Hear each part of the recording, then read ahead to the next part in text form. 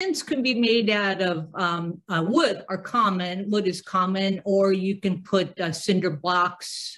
Those are pretty much the most typical ones.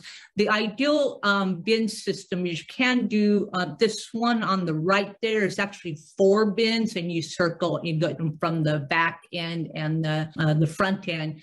But you can make them with generally 3 to 4 bins is optimal. So the goal here is you layer the first one first on the bin.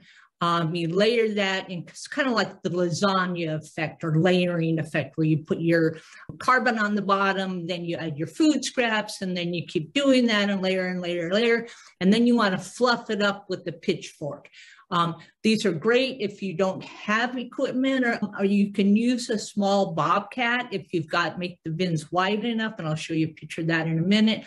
But they're very good for less mechanical, less tractors or less equipment, and for hand labor.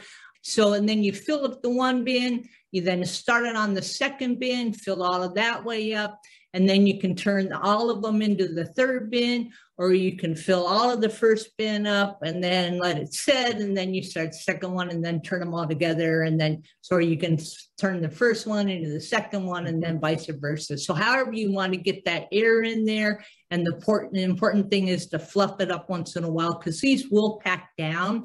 They have a tendency to attract wildlife if you don't really get in there and make the bin hot enough, because they are more difficult to make it hot. So you may want to start with not doing meat first thing, but once you get your system down, they're perfectly okay for meat and or just food scraps. And you want to watch your moisture control on those kinds of bins. They're obviously inexpensive and very low cost in terms of equipment, and materials are pretty cheap. So the thing about them, you do want to make them at least 3 feet by 3 feet, because that's the kind of volume that you need for more rapid composting. So next slide, Natasha.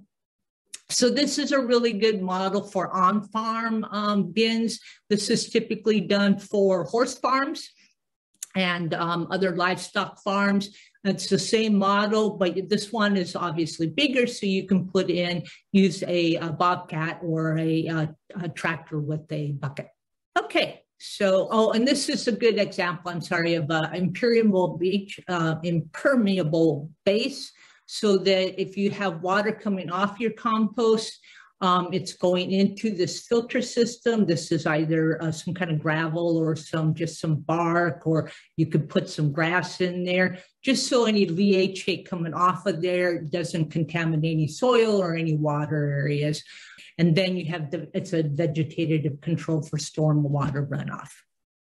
Okay, so on this is again another bin system. It is nice to cover these, especially if it's winter or if it's raining. That just keep the bins from getting too much water in them. And then the system on the right is called a passive aeration, and we're going to talk about that in a little bit. But you see the piping coming out of there. It's not an expensive equipment, and it's certainly not. It's very low cost and very low labor. So those pipes have holes in them. And the notion is that these pipes then go all the way to the bottom, and it pulls in air from the bottom of the bin, and it pulls the air then through the compost as it's decomposing.